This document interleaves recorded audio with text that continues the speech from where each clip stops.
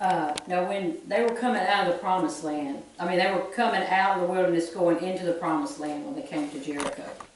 Now when Joshua was near Jericho, he looked up and saw a man standing in front of him with a drawn sword in his hand. Joshua went up to him and asked, "Are you for us or for our enemies?"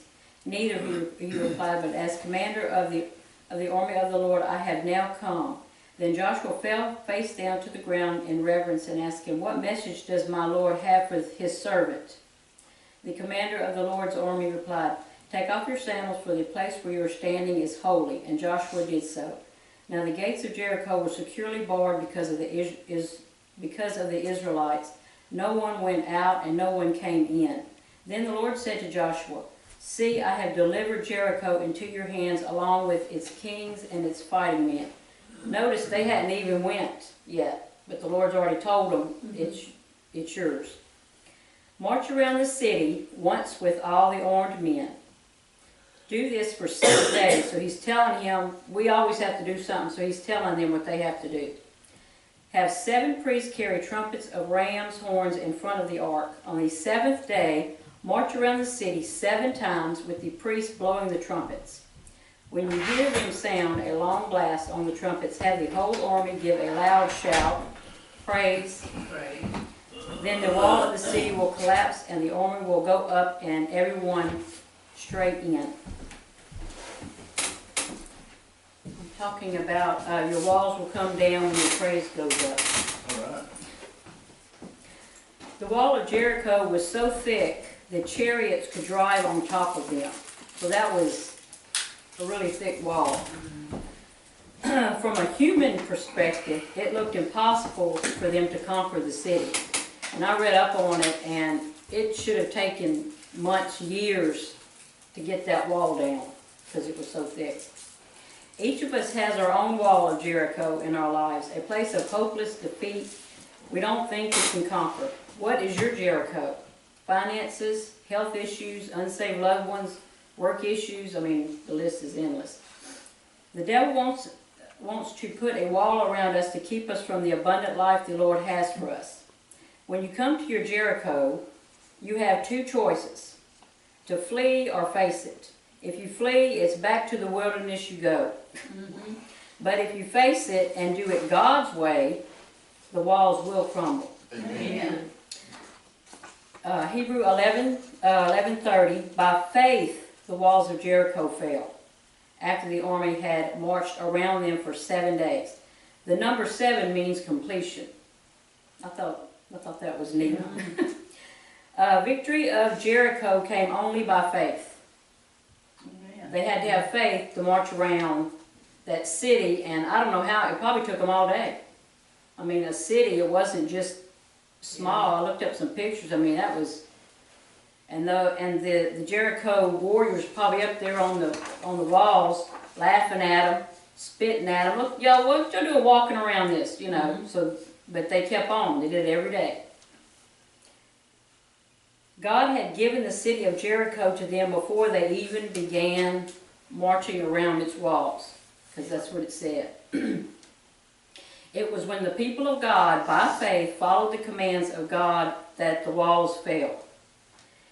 Fear is looking at God through your problems. Faith is looking at your problems through God. Amen. Faith and obedience was the key to the walls coming down. Obey God even when it does not make sense. Much of what the Bible tells us is contrary to human logic and reasoning. Says to give and it will be given back to you. Logically, our thinking, how can that be? We don't have to understand God's commands in order to trust Him and obey them. It's easy to say you have faith, but you show it through obeying whatever God says, whether it makes sense to you or not. I have a testimony, but I want to give it here, just a small one. Monday night, I was about to go to bed and I was talking to the Lord, and I got this real bad headache, and I don't ever get headaches. So I was just kneeling, I was praying, I was trying to get through, and then Pastor's voice, I heard him say, "You send it back to hell where it came from." So I said, "I ain't taking this." So I started speaking to him, and I got up, And I started singing about the blood, and as fast as it came, that's as fast as it left. Praise Amen. God. Praise God. So that's, I mean, it's a headache, but it's with anything, Yeah. you know. You know, I could have went to bed with it, but I said, I ain't taking this, and I got I don't know what them, my upstairs neighbors was thinking, but I didn't care. Praise, this is the second, you have faith, but the second part of it is praise. Praise is what brought the walls down. Here is what the power of praise will do. Praise gets our focus off ourselves and back on God. When our eyes are on Him, they're not on our problems. Amen. Praise brings us to a place of humility, showing that we need Him. We remember our dependence is on God as we acknowledge our need for Him. Praise makes the enemy flee. It pushes back the darkness that surrounds us and blocks the attacks. Amen. Praise leaves no room for complaining and negativity. So if you're praising, you can't be griping, complaining, and digging up your seed. Yeah. When we praise, we're focused on Him and not on the problem. Praise makes room for God's blessings over our lives, and praise opens the gateway of blessings as we come into the presence of our King. Praise invites His presence in.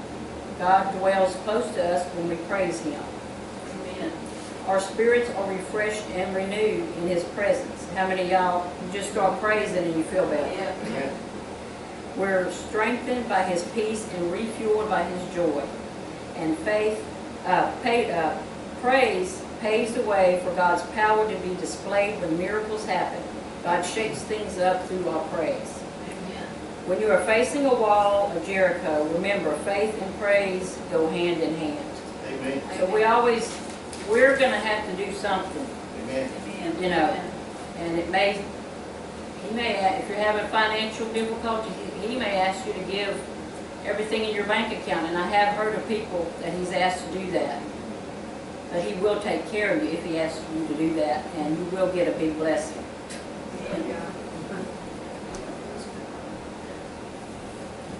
You ready to give? Amen. Amen.